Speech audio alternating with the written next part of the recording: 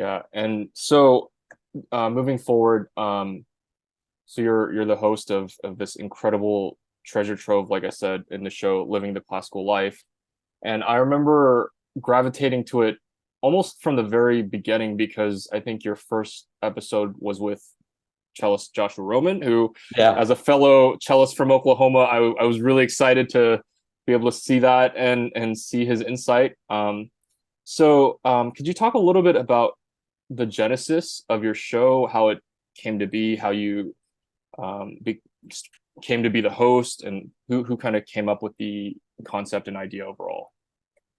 Yeah. So the whole thing happened accidentally. I accidentally backed myself into this without knowing what it was fully until really later. Mhm. It was approximately 2010, 2011 when I was trying to put together a website and to film some content for it.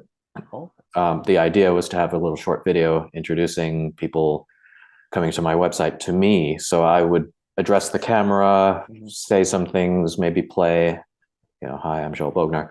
mhm. When I started filming this, it was so awkward and I hated it and I didn't know what I was supposed to do.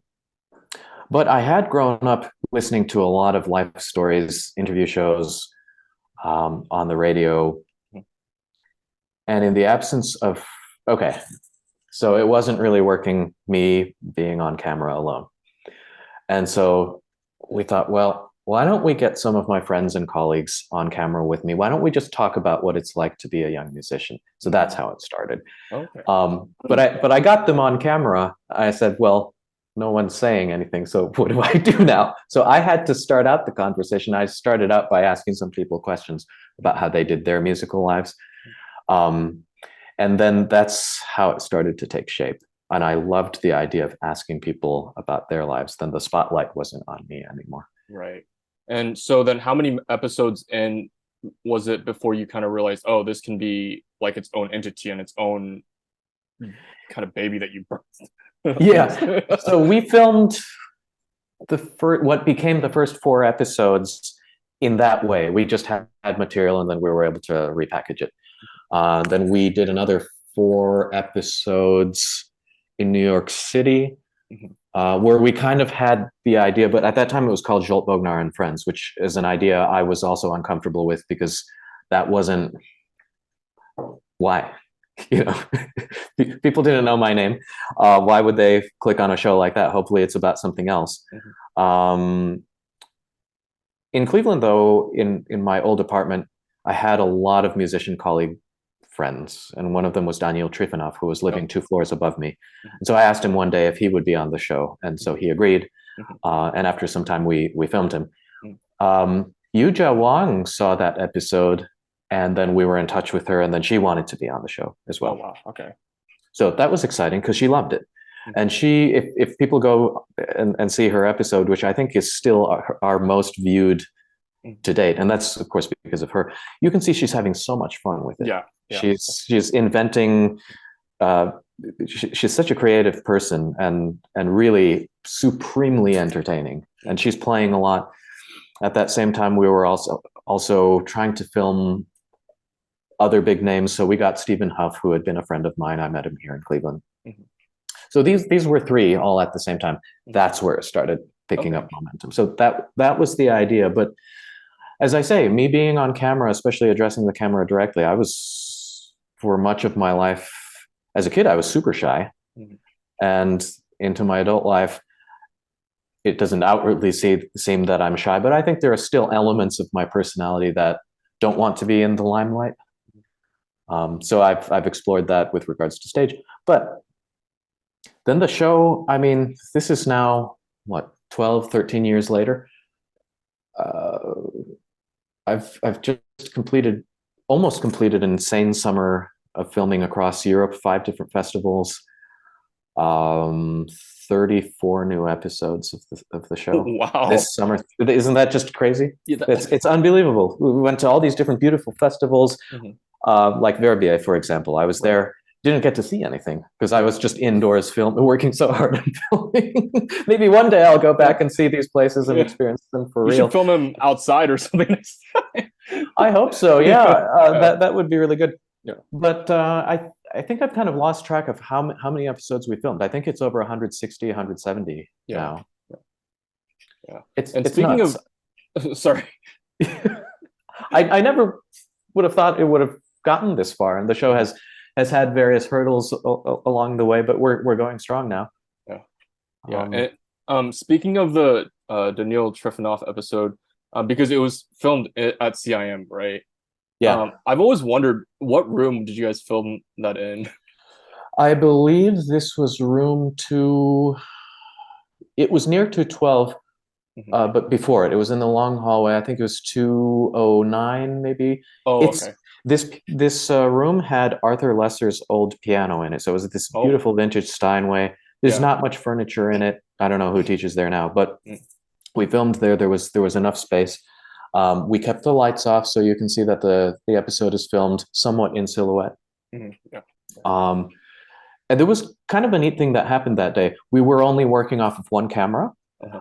and there was a technical problem with that. So the crew was kind of trying to figure that out, and Mhm. I was trying to keep Daniel engaged and hopefully entertained. So we just started talking shop about learning styles and Mhm. what do you do, and he loves talking shop. So we Mhm. started doing that. At Mhm. some point, I became aware that the camera was up and rolling, and so they started circling us, and so there was no official start Mhm. to this episode. And Mhm. I think that fostered a nice feeling Mhm. of kind of informality. Mhm. Um, yeah, eventually he figured out that we were filming. So Mhm. yeah, so that was a lot of fun. And of course, if you go back to that episode, you can see that I still didn't, assuming that I know a little bit more what I'm doing now after so many chances to do it, you can see I really didn't know what I was doing there. I was so excited to do this, and I was so excited that it was Daniel and to show some of his ideas. I kept interrupting him, and it's so irritating. And I think I even saw in the comment section someone said, would someone tell the host to please shut up? And I'm like, I think I commented, I said, yeah, you're right, actually. I'm so sorry, it was bad. Oh But my he was God. spectacular. He Yeah. was spectacular. Yeah. So Oh, that was the Daniel Trifonov episode. yeah. We're hoping to refilm him again sometime soon, 10 years later. Can't wait. That'll be amazing. Can you talk a little bit about like the logistics side of filming your show? In terms of how far in advance do you reach out to artists? Because obviously these artists are so busy traveling, like it's sometimes I'm sure difficult to navigate that. But also, personally for you, what is that whole process like in terms of preparing for each episode? Because you come up with such nuanced and unique questions specific to each artist, which I really appreciate, and I think all of us appreciate. And so, just talk to us a little bit about that process of how you personally get prepared Oh, for each well, episode. that's a great question. It's evolved over time. As far as getting guests, that can be very, very complicated. That's why this summer and last summer we've opted to go the route of going to a summer music festival where Mhm. ideally various musicians are all at the same place in the same time. So Sure. we're hoping that they can find us the venue, line up some guests, schedule them, find the uh, and in some we love when they put us up in hotels too. That saves our smaller operation a lot of money. Mhm. Um, but the reality is, I mean, people go off of what they seem to trust. In the beginning, it was very, very hard to get people to agree because we didn't have so much to show for what we were doing. I relied on my friends, Daniel and Stephen, and then therefore we got Yuja. Mhm. You'd be surprised, Young, to this day, the number of guests we contact who don't even respond to us, Oh or wow. they say no, and that's fine. It's not Mhm. everyone's thing to really open up your inner world to the public. We artists sometimes want to shelter our fragile selves. Yeah. Um, so the scheduling can be complicated. Sometimes it's years in advance. For example, with Lars Vogt, Mhm. his episode, I had been corresponding with him from the very early days of my show. I had, I think, 10 or 11 episodes, and I wrote to him and I said, could we have you on at some point? And he says, yes, I would love to do that. Mhm. The only problem was that back then we didn't have the budget or the ability to travel. As for the other question you asked, how do I prepare? That process has also evolved. Mm. I used to try to research everything that was out there about a given guest to try to see what I could have them repeat that was interesting. And then I would try to formulate questions that would get them to do that. That's in a lot of cases really unnatural. Um, and then over the years, I actually discovered, not by choice, because there were certain guests that I there were so many twists and turns. There were some filming shoots where every guest had to cancel for one reason or the other. And so I had to find guests on the fly. I remember there was one guest, the wonderful pianist and composer and NPR commentator, Bruce Adolph, who does the Mhm. piano puzzlers on Performance Today. I had less than an hour from the time he agreed over the phone to hopefully putting together a coherent conversation. Mhm. And so I researched a little bit, and then I found just subject headings. I said, well, the guest is doing most of the talking.